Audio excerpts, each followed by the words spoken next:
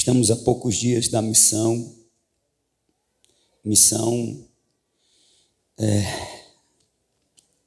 Praia da Baleia. Há poucos dias da missão Praia da Baleia. E como nós estamos falando de obra do Senhor, é fato que há uma ação do inimigo tentando nos impedir. E o inimigo, ele sabe como trabalhar para desmotivar, para desviar o coração. Ele sabe como trabalhar para que a igreja ela não se empenhe, ela não se dedique, ela não se entregue, ela não viva o que Deus a chamou para viver. Por isso, nós precisamos estar atentos.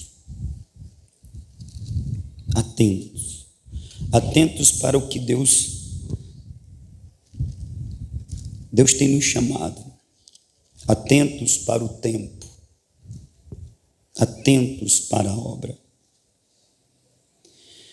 Eu quero ler com os irmãos capítulo 8 de Atos dos Apóstolos. Nós vamos ler a partir do versículo de número 4.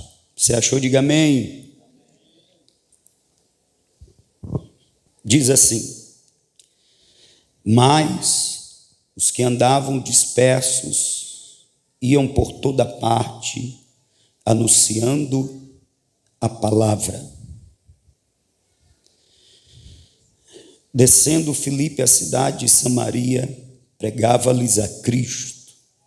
As multidões unanimemente prestavam atenção ao que Filipe dizia, porque ouviam e viam os sinais que ele fazia. Os espíritos imundos saíam, e muitos os que os tinham, clamando em alta voz, e muitos paralíticos e coxos eram curados. Havia grande alegria naquela cidade. Somente até aqui. E havia grande alegria naquela cidade. Amém? No livro de Atos dos Apóstolos, nós encontramos uma narrativa que tem essencialmente o objetivo, uma descrição dos primeiros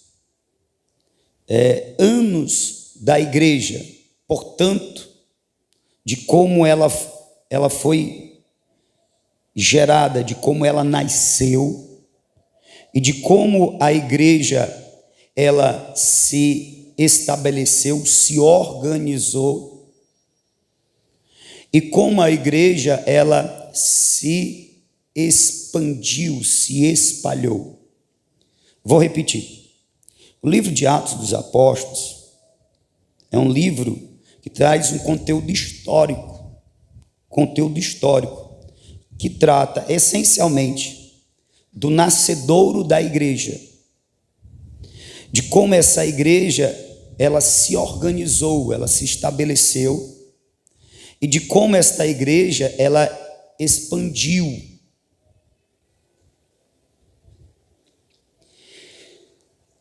Muitos dizem, e eu concordo, que o livro de Atos dos Apóstolos muito poderia ser chamado de Atos do Espírito Santo, porque nós vemos do começo ao fim o Espírito Santo agindo no nascimento desta igreja, no estabelecimento dela, na organização deste corpo e na expansão desta igreja. A gente vê o Espírito Santo na igreja. E o bom é que não apenas na igreja primitiva o Espírito Santo esteve, o Espírito Santo está na igreja de todos os tempos, de todos os lugares, de todas as épocas, porque Ele é aquele que fez com que a igreja nascesse, e a igreja se fortalecesse, e a igreja avançasse em todos os tempos e em todos os lugares. A igreja será igreja pela ação, pela provisão poderosa do Espírito de Deus nela. Capítulo 2, nós vemos o nascimento da igreja. Eu costumo dizer que ela não foi gerada em Atos 2, ela nasceu em Atos 2. Ela foi gerada na cruz. Ela foi gerada mediante o sacrifício de Cristo. Gestada foi, mas ela nasce quando o Espírito de Deus é derramado. Ali nasce a igreja. Aleluia!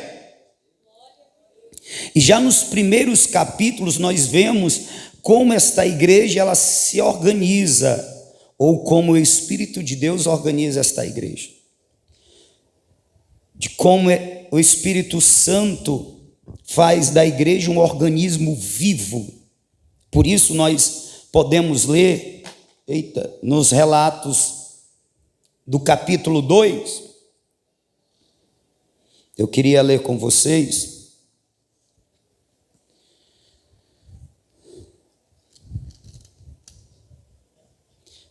o versículo de número 41.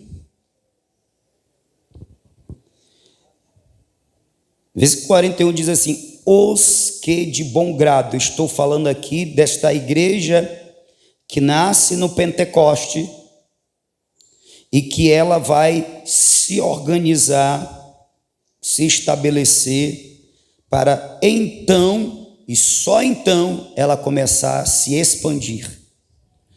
No capítulo 2 nós encontramos a base dessa igreja que está se organizando, sendo organizada, se estruturando, se estabelecendo. E começa, para mim, versículo de número 41. Os que de bom grado receberam a sua palavra foram batizados. Naquele dia agregaram-se quase 3.000 almas. Preste atenção, os que de bom grado receberam a sua palavra.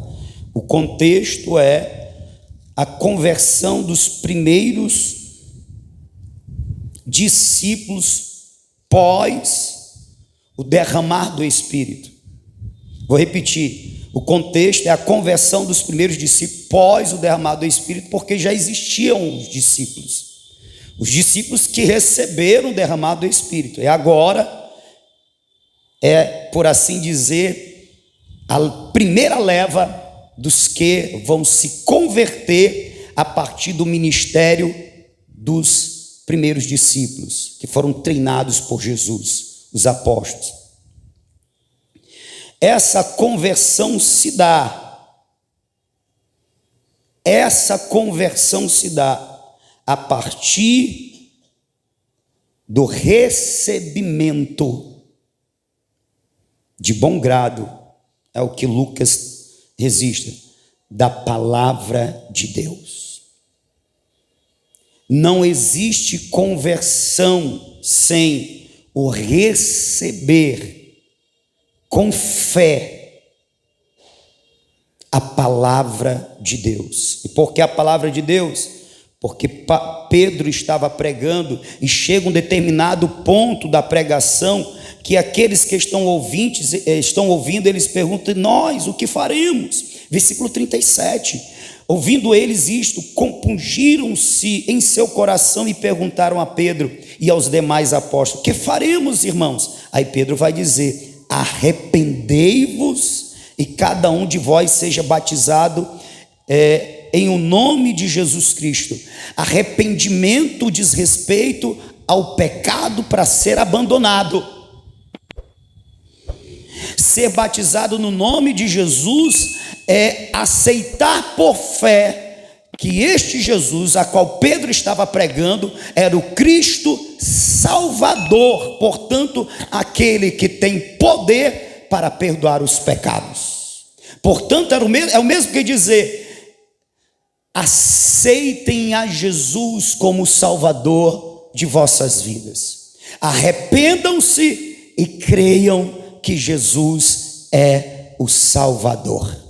E é esta palavra que eles recebem de bom grado. E ao receberem esta palavra de bom grado, eles são gerados nova criatura. Eles nascem de novo. Eles são integrados ao corpo de Cristo, portanto, a igreja. Eles passam a fazer parte da igreja. Eles recebem não apenas o testemunho do Espírito, mas eles recebem o Espírito Santo na vida deles.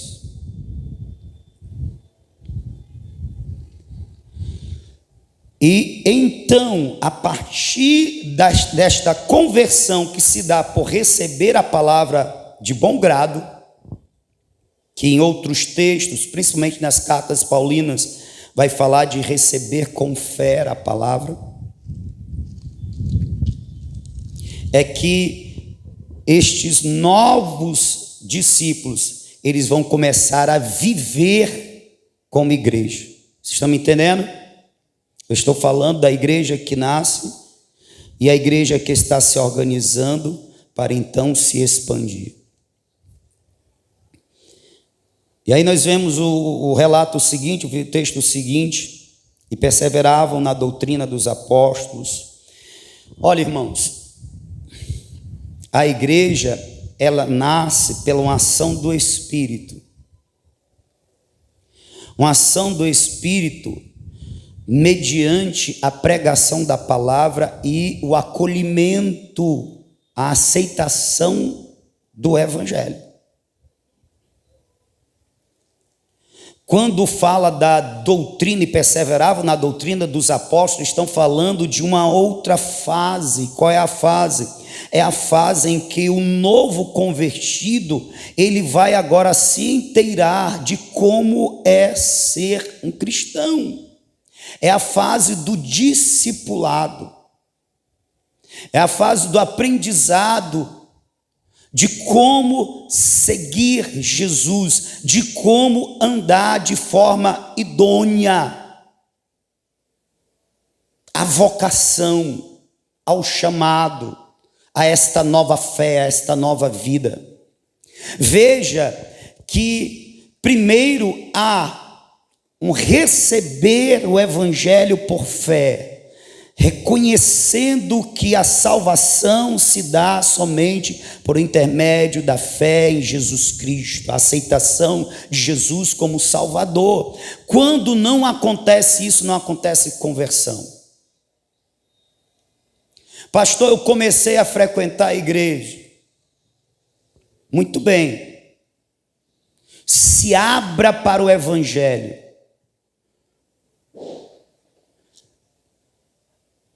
Reconheça Jesus como o Senhor da sua vida e Salvador da tua alma. Se converta. Permita que o Espírito Santo te gere de novo. Nova criação, nova criatura.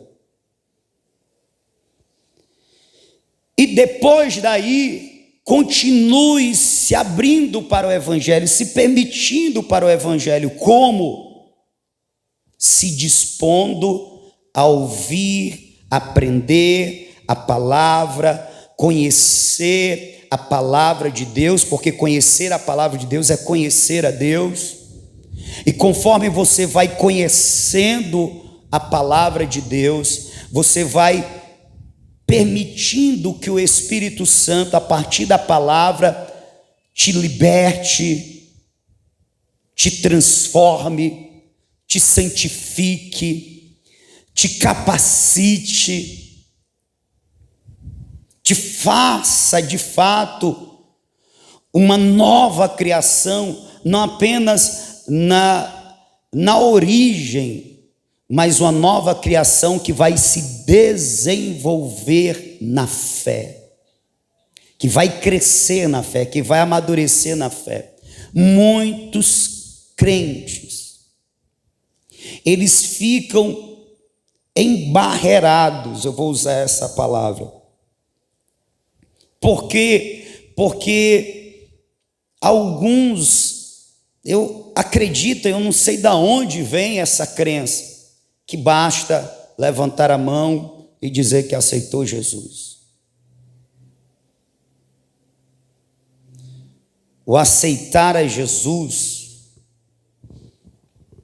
como fazer confissão de Jesus como Senhor e Salvador, como a expressão de uma fé que já existe, expressão verbal, ela é necessária, mas ela é só o início. Ela é só um passo inicial para uma caminhada de vida. É o primeiro passo para uma caminhada que vai levar a vida toda. E para que eu caminhe e não me desvie do caminho, o que é preciso?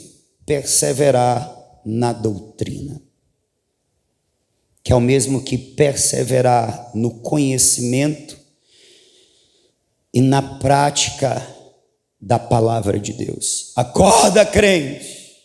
Vocês estão me entendendo? Toda igreja saudável, ela tem a propagação do evangelho. Toda igreja saudável, ela tem um discipulado que se pode dar através de uma escola bíblica, de um discipulado 1 a 1 ou de pequenos grupos. Não importa a maneira, o que importa é discipular a todos que, entendendo o que era essa nova vida em Cristo, se permitem discipular. Muitos ficam pelo caminho. Na parábola das sementes, existem aqueles que ficam no caminho inicial, eles ouvem o evangelho, mas eles não recebem de bom grado o evangelho. E Jesus disse, é porque Satanás vem e arrebata dos corações o que foi semeado. Mas há aqueles que recebem o evangelho de bom grado e com alegria, mas vindo as perseguições, não tendo raiz. E por que não tem raiz? Porque não tem profundidade na palavra de Deus. Uma coisa, irmãos, uma coisa é não ter apóstolos doutrinando, e outra coisa é ter apóstolos doutrinando e não ter uma igreja querendo receber a doutrina. Uma coisa é não ter pastores ensinando, mestres ensinando, uma escola bíblica. E outra coisa é uma igreja que se organiza para ofertar aos membros a oportunidade de crescer no conhecimento. E crescer é crescer mesmo, porque quem nasce na fé é como um bebê. E um bebê, ele tanto precisa de proteção como de cuidados especiais, para que ele possa crescer. Ele só desenvolve, ele só cresce como um ser humano se ele tiver um investimento na vida dele. Mas entenda, nós estamos falando de investimento que há, mas uma igreja que precisa valorizar. Perseveravam na doutrina dos apóstolos. Tinha lá os apóstolos ensinando, mas tinha uma igreja perseverando. E por que perseverar, irmão? Por que Lucas usa o termo perseverar? Porque desde o começo existia uma ação ferrenha do diabo para que os crentes não se reunissem, para que os crentes não estudassem a palavra de Deus, para que os crentes não fossem ministrados pela palavra de Deus.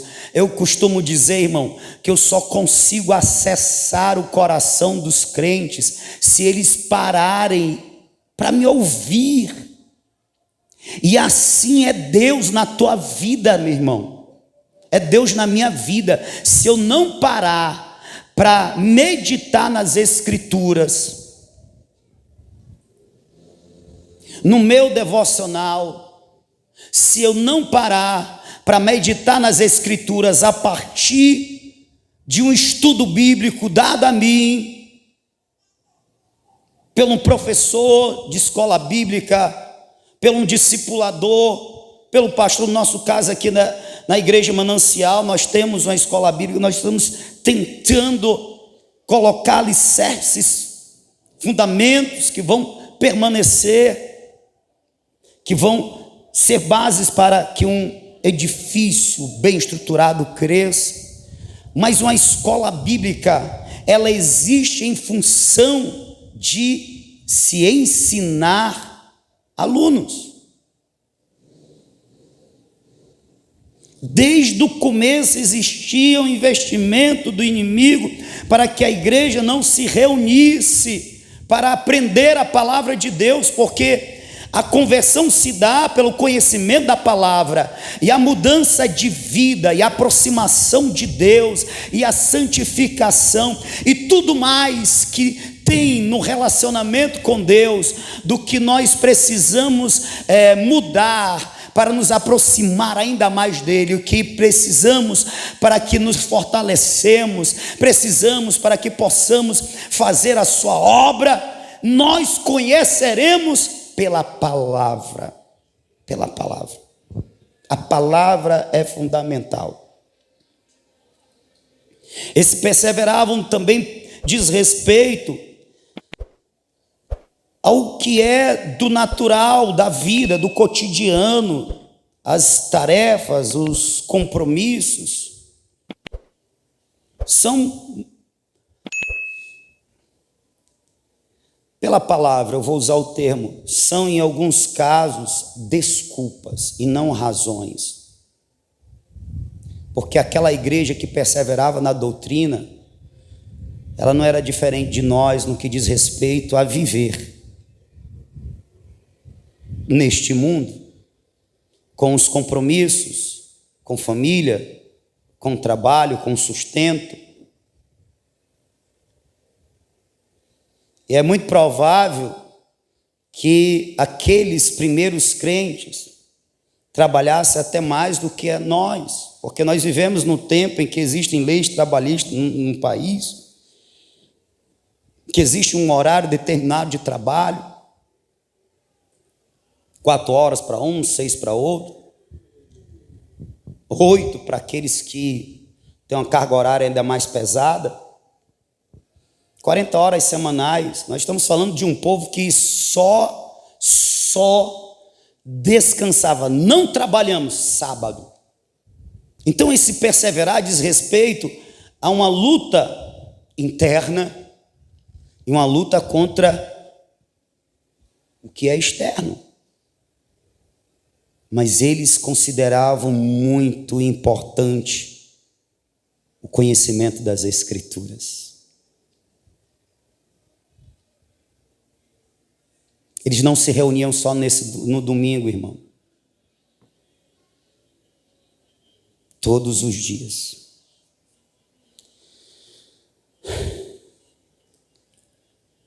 Tem muita gente que vai ficar pelo caminho. Muita gente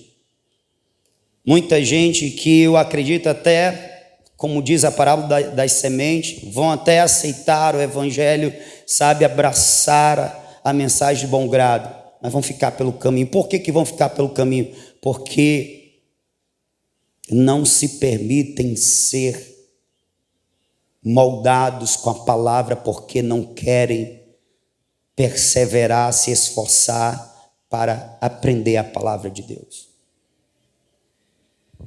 muitos ficarão pelo caminho. Muitos têm ficado pelo caminho. Jesus fala que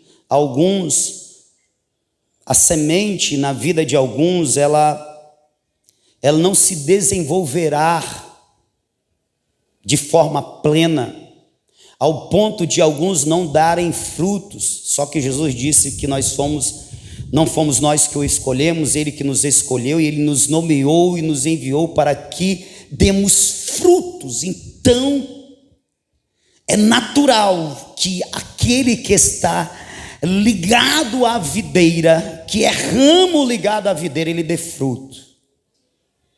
Se não der fruto, a árvore que não der fruto é cortada. A árvore que dá mau fruto também é cortada. E Jesus fala daqueles que caíram entre espinhos, e porque não houve um desenvolvimento pleno da semente ali, porque os cuidados desta vida, diz a palavra de Deus. Já não é as perseguições, é os cuidados desta vida. É o amor ao dinheiro. Eu não amo o dinheiro. Que bom, maravilha. E os cuidados desta vida? Você consegue ver comigo que aqui está falando daqueles que venceram isso? Perseveravam na doutrina dos apóstolos, na comunhão, no partir do pão e das orações. Nós vemos nesta igreja primitiva o estudo das Escrituras, fundamento. Nós vemos nesta igreja primitiva a comunhão que nós podemos substituir pela comunhão, pelo amor em prática. A comunhão como o amor vivido na prática. Porque eu digo, a comunhão aqui a gente pode substituir como o amor vivido na prática. Porque é natural do novo convertido, ou daquele que se converte, ou daquele que é convertido pelo Espírito e é integrado à igreja, ele fazer parte da igreja e, portanto, ele passar a conviver. A conviver, irmãos. Tem gente que pensa erroneamente: eu não vou conviver com os irmãos, porque eu tenho muita tarefa, eu tenho muito o que fazer, eu não tenho tempo para isso. Ela já está se limitando, e ela também está dizendo para o Espírito Santo: até aqui você pode vir, eu não vou conviver com os irmãos, porque eu tenho muito o que fazer. Há outros que dizem: eu não quero esse convívio, eu não quero esta amizade, eu não quero esta comunhão, eu não quero esse estar junto, porque fulano tem o defeito X, ciclano tem defeito Y, Beltrano tem a falta de tal virtude. Muito bem, isso se chama igreja, um povo imperfeito, mas comprado com o sangue do Filho de Deus, e que está sendo moldado à imagem de Cristo pelo Espírito do Senhor. E quem pensa assim deveria olhar para si e se perceber como alguém com defeito também, como alguém que Deus está investindo na vida dela também.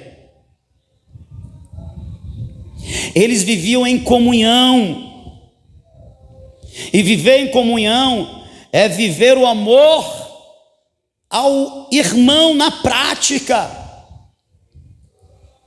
porque só quem ama vive em comunhão, e só quem vive em comunhão vê o defeito do outro e consegue aplicar o que o apóstolo Paulo pelo Espírito ensinou. suportai-vos uns aos outros em amor. O que é suportar uns aos outros em amor? É saber que o meu irmão tem defeitos esses que para mim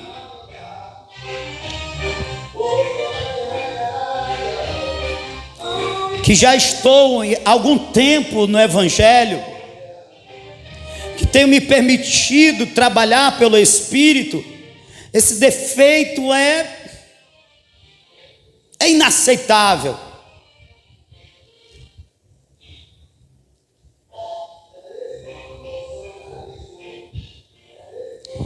Mas quem tem o conhecimento das Escrituras, ele vai ver nas cartas paulinas, principalmente em Romanos, que esse exemplo que eu estou dando, eu estou falando de um homem ou de uma mulher, de um crente, que é o forte.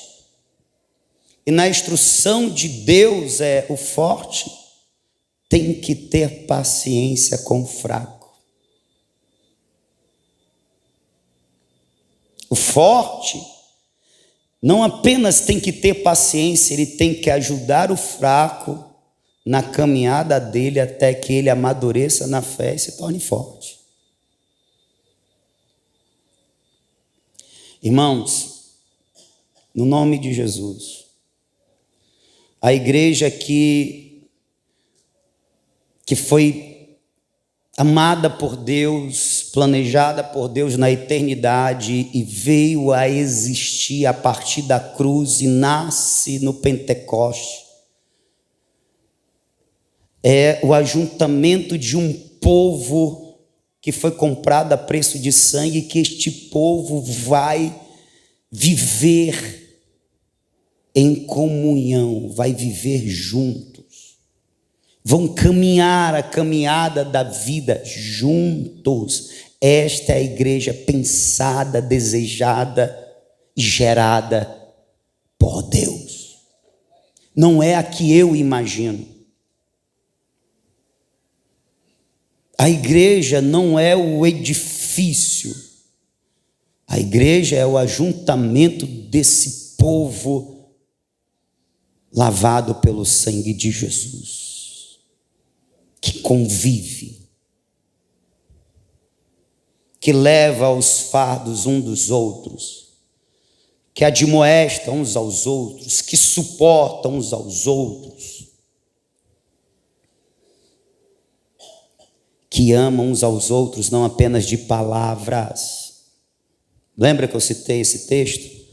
No domingo passado, 1 João, capítulo de número 3, versículo de número 18. Filhinhos, não amemos de palavras nem de boca, mas sim de atitudes e em verdade. Você lembra que eu vivo falando, irmão, amor nas Escrituras, ele se expressa em ações. É baseado em textos como esse. Não amemos apenas de boca e de palavras, mas em atitudes e em verdade. O que é a verdade aqui? É a prática daquilo que eu digo. Eu amo os meus irmãos, eu amo meus irmãos, amém. Aí ele dá um exemplo no versículo 17. Eu amo meus irmãos, eu amo meus irmãos. Se alguém possuir recursos materiais e observando o seu irmão passando necessidade, não se compadecer dele, como é possível permanecer nele o amor de Deus? Eu amo, aí eu estou vendo meu irmão passando necessidade. Nesse exemplo aqui, não significa dizer que se aplica somente a isso. É só um exemplo, para a gente ter a noção do que é. No pleno. Vendo meu irmão passando necessidade, está precisando de algo, eu tenho condições, eu tenho recursos. Como é o amor? É pegar uma coisinha e suprir a necessidade do meu irmão, comprando conforme ele tem necessidade.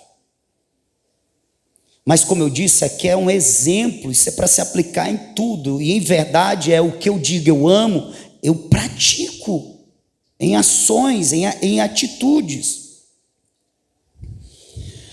Eu amo meus irmãos. Massa! Existem irmãos necessitados entre nós. Mas não é só necessidade financeira, irmão, que eu estou falando, que a Bíblia fala. Tem irmãos necessitados de visita. Tem irmãos necessitados de uma palavra de fé, de ânimo, de encorajamento. Tem irmãos necessitados de atenção. Tem irmãos necessitados de um discipulado. Tem irmãos necessitados que a gente traga eles para a casa do Senhor, para serem ministrados por Deus. Porque, queira ou não, existe um algo de Deus quando a igreja se reúne para cultuá-lo, que não existe no dia a dia. Quantas vezes a gente vem para o culto carregado pela força do compromisso, e a gente sai do culto carregado pela força da graça, do amor, da compaixão, que transbordou no nosso ser naquele culto e nos renovou de tal maneira. Pois bem, existem irmãos que eles precisam acessar esses cultos e eles não conseguem porque eles estão muito mal espiritualmente. Não amemos apenas de palavra, mas em atitude e em verdade. Então, traga esse irmão. Existe uma igreja que está precisando das nossas orações, que está precisando que nós busquemos a Deus por ela, porque ela não está conseguindo buscar, ela está muito fragilizada, ela não está conseguindo buscar, embora saiba, mas não tem força. E aí Deus está destacando a nós para fazer esse trabalho. O que é esse trabalho? Esse trabalho é obra de Deus. Esse trabalho é amor. Porque a gente está acostumado a pensar em amor como um sentimento, como uma afeição. Nas Escrituras, amor é mais do que isso, e às vezes nem é isso. Porque como eu vou ter afeição por quem eu não vejo, eu não tenho intimidade? Então é mais do que isso. É cuidado, é auxílio, é socorro. Você está me entendendo? A igreja vivia em comunhão. A igreja vivia em amor, e esse amor era visto na disposição dos irmãos de levar um para a casa do outro. Comiam todos os dias de casa em casa. Quem tinha muito repartia com quem não tinha nada. Isso é amor na prática. Então, em segundo lugar, o que tinha nessa igreja que está sendo organizada pelo Espírito? Primeiro, tinha uma igreja disposta a aprender a palavra de Deus, que perseverava nesse compromisso,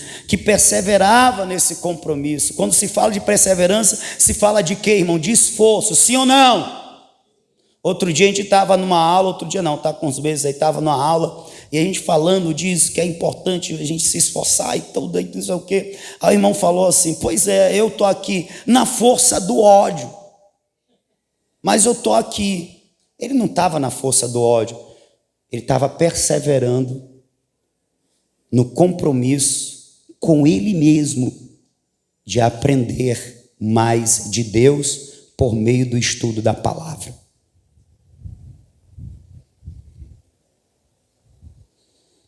Perseverança no estudo, perseverança no amor. Eles perseveravam também nas orações. Toda a igreja saudável vai ter isso, vai ter pregação da palavra, estudo da palavra, vai ter a igreja vivendo em comunhão, que vai para além das paredes do templo. A prática do amor, do cuidado mútuo, vai ter oração, essa igreja vai se reunir para orar. E essas orações é conforme a necessidade desta igreja e conforme o chamado desta igreja. Quem está me entendendo, diga amém. Por exemplo, no capítulo 4, há uma necessidade para que orações sejam feitas e orações específicas. E essa igreja se reúne porque ela está habituada ao quê? A orar. Se nós vermos aqui, é como assim, rapaz, esse povo não fazia outra coisa não, mano? Esse povo não tinha um trabalho, esse povo não tinha família. Irmãos, eles tinham trabalho, eles tinham família. Só que viver a igreja, viver a fé, é um propósito de vida. Ele não se desvincula das outras coisas. As outras coisas são ligadas a esse propósito de vida. E o que não cabe, não pode ser ligado, eles são abandonados. É uma nova vida, portanto, é um novo propósito de vida. Por isso era comum esses irmãos terem disposição para o que para nós parece ser algo... não cabe. Não cabe porque nós não estamos entendendo o Evangelho e nós estamos resistindo a algumas coisas.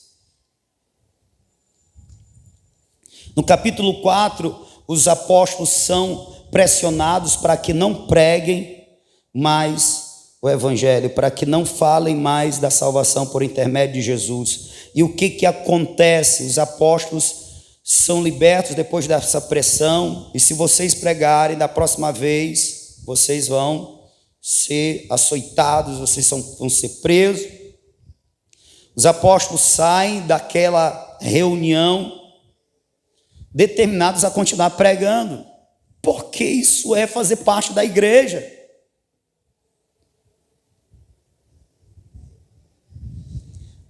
Tirar a exposição da palavra da igreja é tirar uma parte estrutural na formação da igreja, na constituição dela. Portanto, não existe igreja sem exposição da palavra.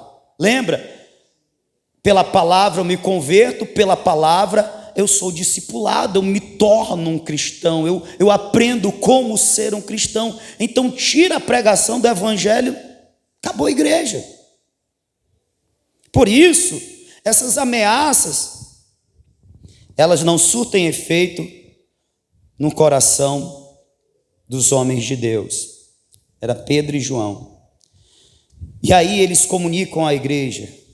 Versículo de número 23. Soltos eles, estiveram presos, foram para os seus e contaram tudo o que lhes disseram os principais sacerdotes, os anciões. Ouvindo eles quem? A igreja, unânimes, levantaram a voz a Deus em oração. Existe um propósito agora específico para que oremos.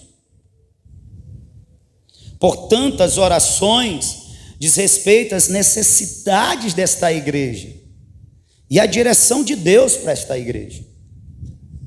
Neste caso, era uma necessidade. Qual necessidade?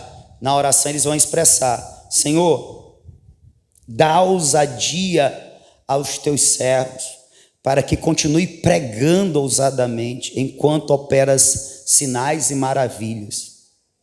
E a Bíblia diz que depois deles terem orado, o que acontece? Deus responde àquela oração. Tem oração, irmão, que ela será respondida com um sim. Deus sempre vai responder orações, ou com um sim, ou com não, ou com um espere. Ou sim ou não, ou espere. A oração que Deus responde com um sim é a oração que a igreja, que o crente faz conforme o coração dele. E a gente só conhece o coração de Deus por meio do conhecimento da palavra. Quem está me entendendo, diga amém.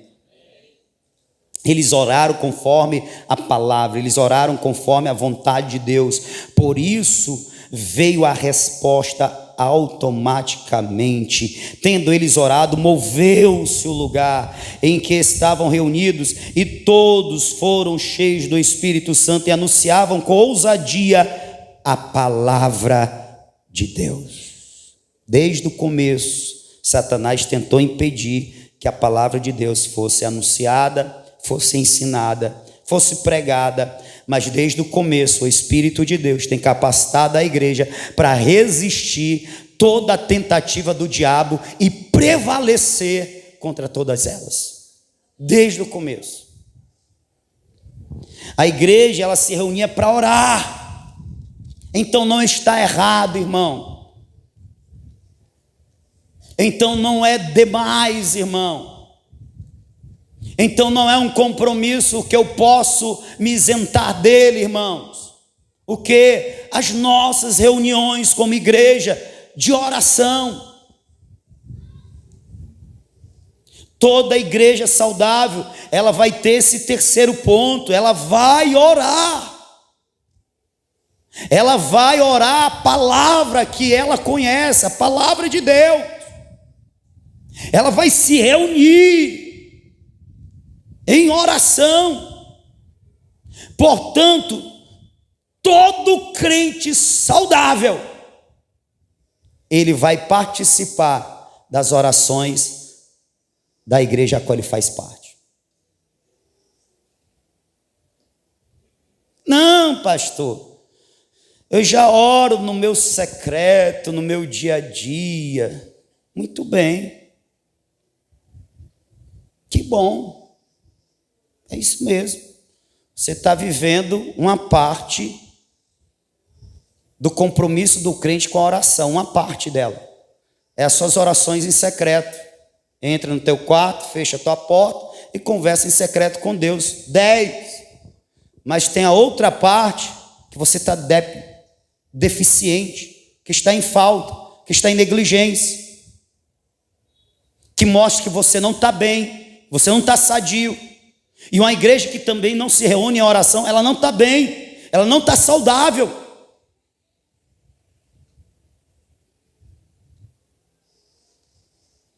Orações. Eu nem cheguei no 8, né? Talvez eu não chegue não hoje.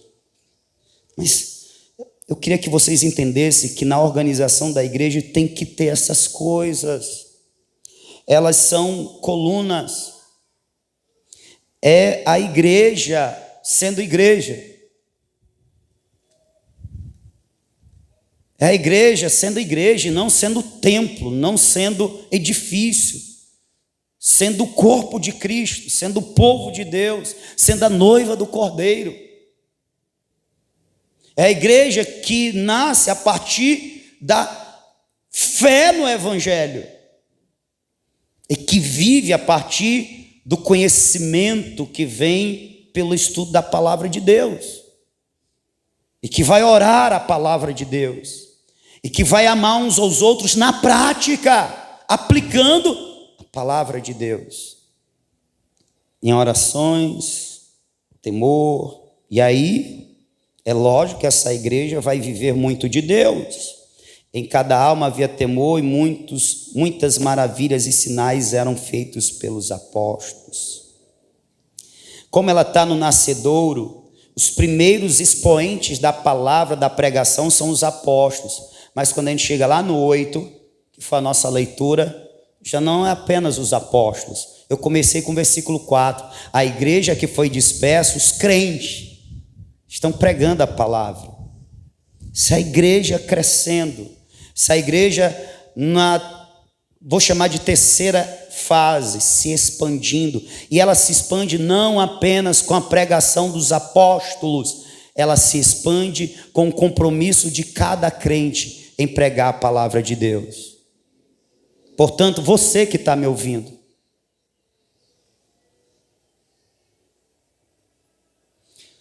a pregação do evangelho não é um compromisso de quem tem uma função eclesiástica, quem tem um ministério na igreja.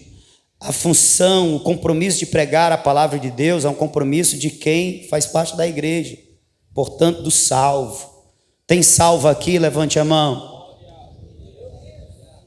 Muito bem, eu espero, assim como Deus espera, que você esteja pregando a palavra de Deus.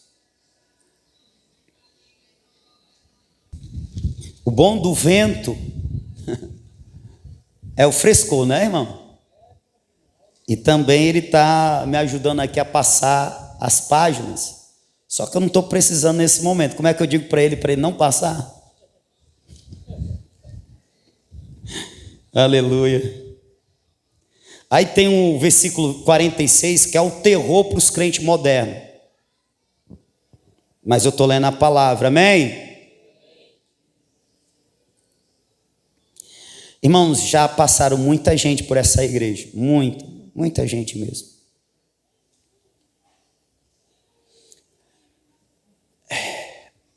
Por vários motivos, alguns não ficaram. Desses muitos, são motivos diferentes porque não ficaram. Mas uma boa parte deles eu falo com toda certeza, porque eu estou presente nisso aqui 24 horas. Até em sonho eu sonho com a igreja. Alguns sonhos é verdadeiros pesadelos. Muitos não conseguiram permanecer porque eles não estavam dispostos a cavar profundo, como nós estamos fazendo, e lançar as bases para que colunas sejam erigidas. Eles não estavam dispostos a se reunir como parte da igreja para orar conosco. Eles não estavam dispostos a se reunir conosco para estudar a palavra de Deus, perseverar na doutrina. Eles não estavam dispostos, portanto, a sofrerem a mudança necessária nesse processo de santificação, de desenvolvimento da fé.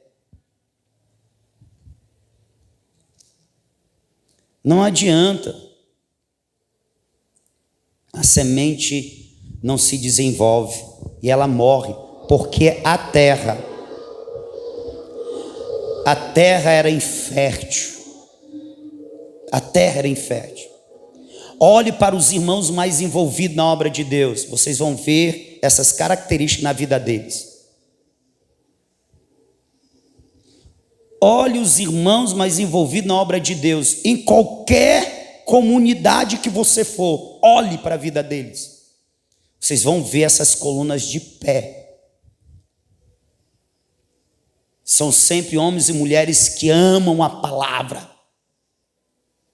Estudam, e eles não estudam somente no secreto, como também não somente oram no secreto.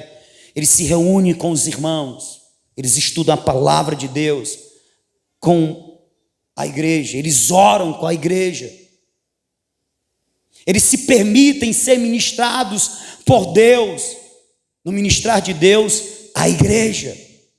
E eles conseguem então viver o que Deus tem para aquela igreja.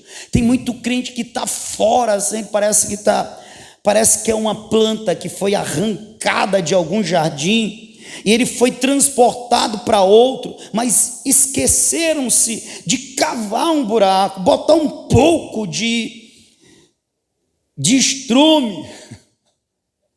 Eu estava procurando a outra palavra mais bonita, né? O adubo.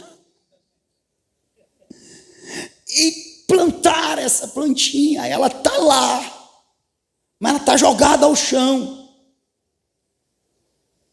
Ela não está se favorecendo dos nutrientes da terra. Ela está ali, está morrendo.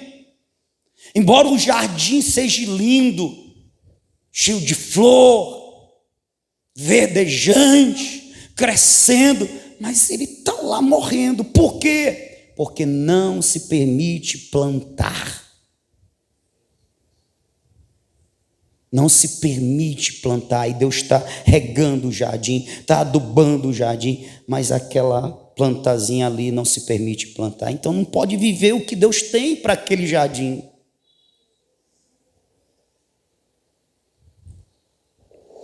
O terror dos crentes modernos perseveravam unânimes. Sabe o que é unânimes? É que alguém pode dizer assim: rapaz, daí era pensamento de alguns.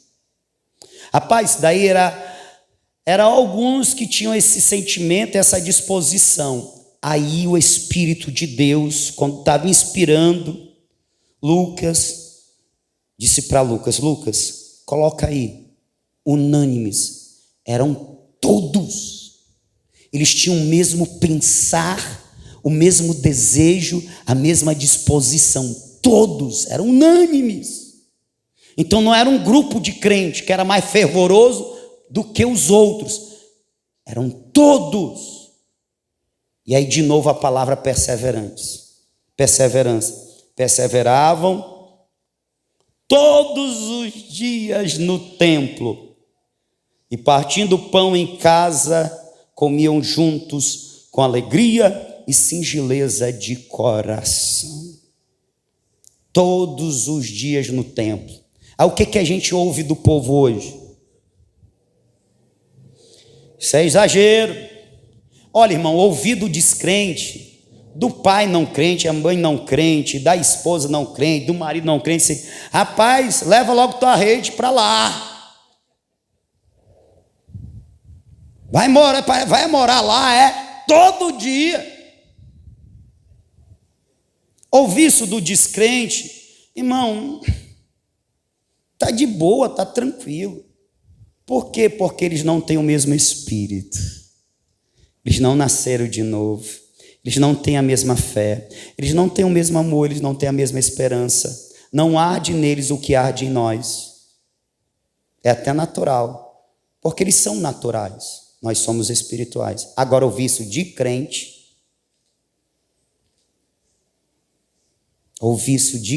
chega, dói, sabe?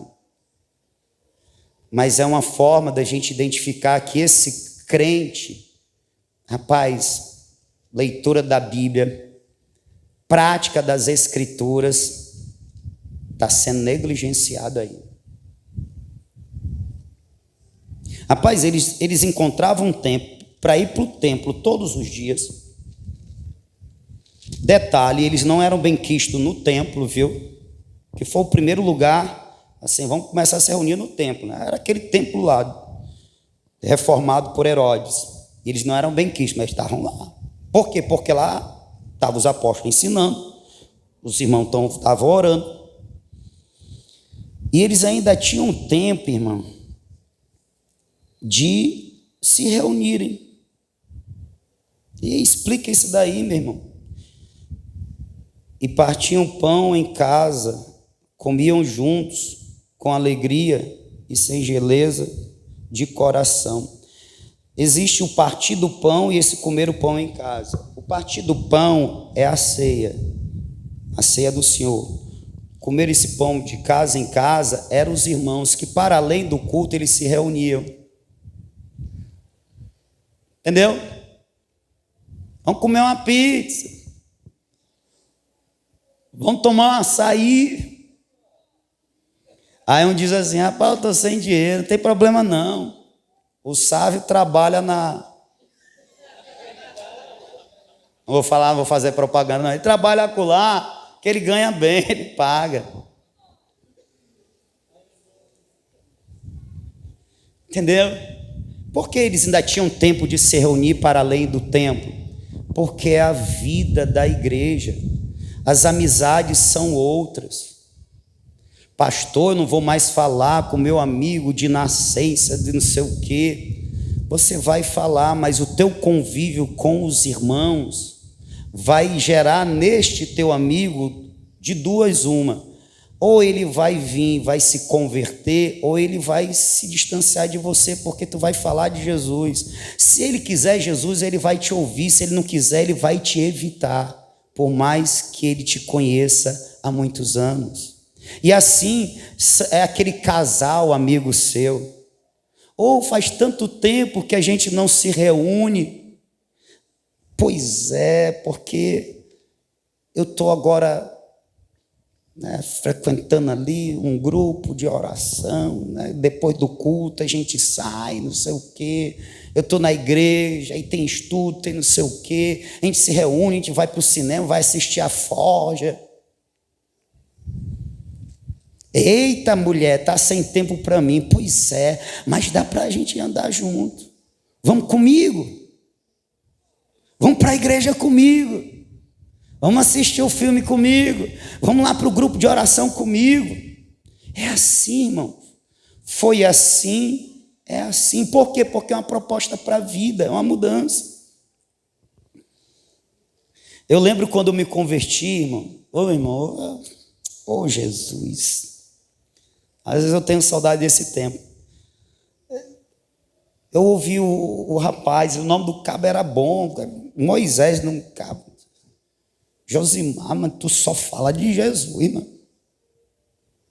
Antigamente eu falava de baile funk, eu falava, né, dos namoros, das brigas, das roupas para andar legal, para pegar as gatinhas. Falar daquelas coisas de jovem, homem, daquele tempo, não sei como é que está hoje. E aí era massa, era meu colega, era um dos meus colegas. Mas aí quando eu me converti, irmão, é mudança radical. Sabe, esse negócio baile funk tem a ver mais com baile funk mesmo. O que tem a ver de ficar olhando as mulheres e ficar dando nota para as mulheres? Eu tinha isso daí, irmão.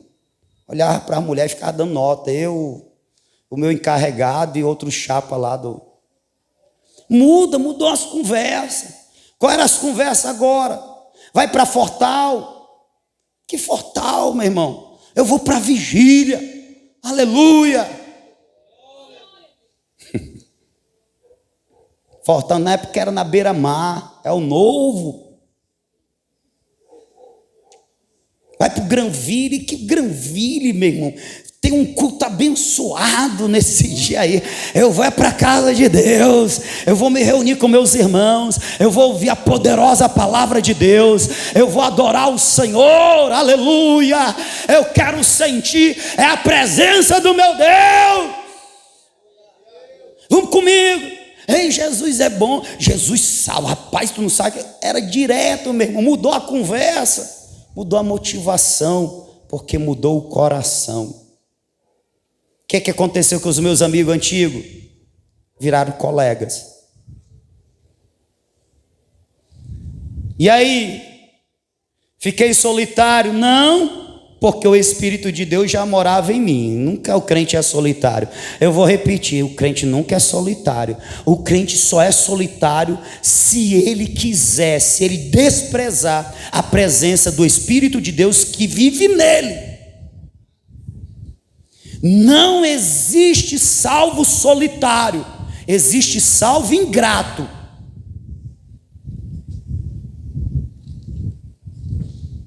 Ficou solitário? Não, porque primeiro o Espírito de Deus estava morando comigo, aleluia, e até hoje ele mora,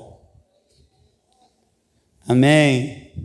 E segundo, ganhei novos amigos, que ao invés de me convidar para o Fortal, para baile funk, essas coisas, me convidava para ir para o culto. Bora, pastor, bora, Josimar. Me convidava para ir para a oração, me convidava para ir para o evangelismo, me convidava para ir para a vigília. E os crentes daquela época, irmão, era obra. Pouco tinha um churrasco, mas tinha um churrasco. Aqui e acolá tinha um churrasco, mas era o quê? Obra, fazer a obra, orar, buscar o poder de Deus, buscar a presença de Deus. Foi ruim, foi ótimo. Olha eu aqui, pastor. Foi maravilhoso. Todo dia tinha culto, todo dia tinha alguma coisa para me estar com os irmãos. E era bom, porque me forjou, me tornou quem eu sou. Entendeu? Eu estou tentando explicar na prática como se dá essa mudança, como é que os crentes têm. Os crentes daquela época, eles tinham tempo para ir para a igreja todo dia, para o templo todo dia, ainda tinha tempo de estar se reunido todo dia, de casa em casa, porque é um viver, irmão, é a nova vida. Portanto, são novas amizades, são novos convívios. E aí é natural que isso aconteça. Está me entendendo? Sim ou não? Então, quando o diabo, que isso é coisa do capeta, irmão. Não, pastor, mas eu tenho minha família. Irmão, pelo amor de Jesus. Pelo amor de Jesus. Você não vai abandonar a sua família. A sua família vai te acompanhar. E se ela não me acompanhar, o teu amor por Jesus vai ser mais forte. E ela não vai te impedir de viver a tua fé. Irmão, você que já tem a esposa na igreja, eu tenho o esposo na igreja, que está tendo a oportunidade de criar os filhos na igreja, irmão, você estar envolvido com as coisas de Deus é natural para o cristão. O que não é natural é a gente tratar o nosso viver em comunhão como um compromisso a ser cumprido. Portanto, na minha agenda eu vou botar esse compromisso para esse dia da semana. Não, irmão, não é um trabalho, é uma vida. O natural é que a gente queira estar perto um dos outros. E o natural é que se os nossos parentes, familiares, eles são crentes também, eles também desejem isso. O natural, irmãos, é que a mesma vontade que eu tenho de orar, é que os meus parentes crentes também tenham. Eu vou ficar por aqui. Outro dia a gente volta para Atos. Eu estou só na primeira parte, fiquei nessa parte de que a igreja ela se organizou. O que era o viver como igreja? Era isso. A partir da conversão, receber de bom grado a palavra. Colunas são erigidas para que um edifício seja bem construído. A coluna de se reunir e perseverar nisso para estudar a palavra de Deus. A coluna de nos reunirmos e vivermos em comunhão o amor na prática. Irmão, eu só vou conhecer que o meu irmão Toninho, ele está triste, que é o evangelista Antônio Carlos. Eu posso chamar ele de Toninho. Você não está com ele 15 anos, eu estou. Viu? Chame ele pelo nome dele. Chame ele pela responsabilidade dele. Ele é um evangelista. Eu percebo que ele está triste, porque todos os dias praticamente a gente conversa. Entendeu?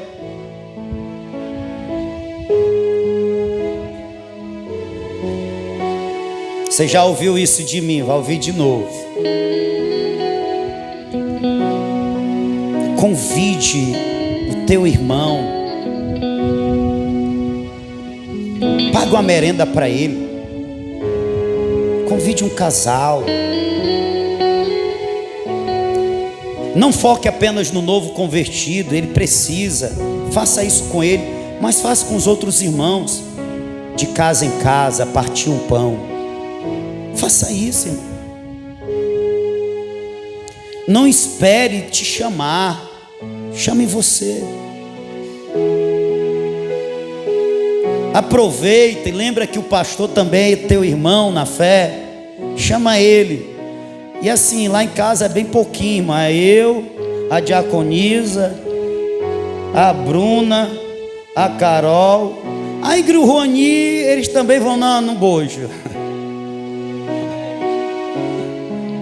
Eu vou entender se tu me chamar assim, tipo assim, rapaz, o pastor, o investimento é mais pesado, né? Tem que se preparar melhor. Mas, irmão, não é o comer, é o estar. Portanto, se tiver um cafezinho, pãozinho, eu não como manteiga, mas se você tiver só a manteiga, eu vou comer de bom gosto. Está entendendo? Vai fazer mais sentido quando a gente se reunir para orar. A gente vai conseguir perceber a falta mais um do outro, a carência um do outro, se a gente viver como igreja. Você pode ficar de pé?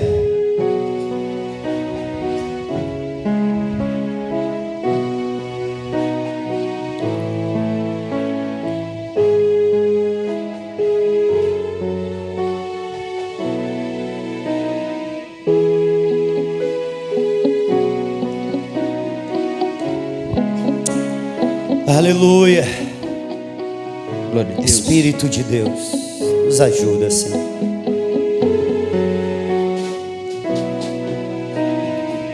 Oh, Espírito Santo, me ajuda.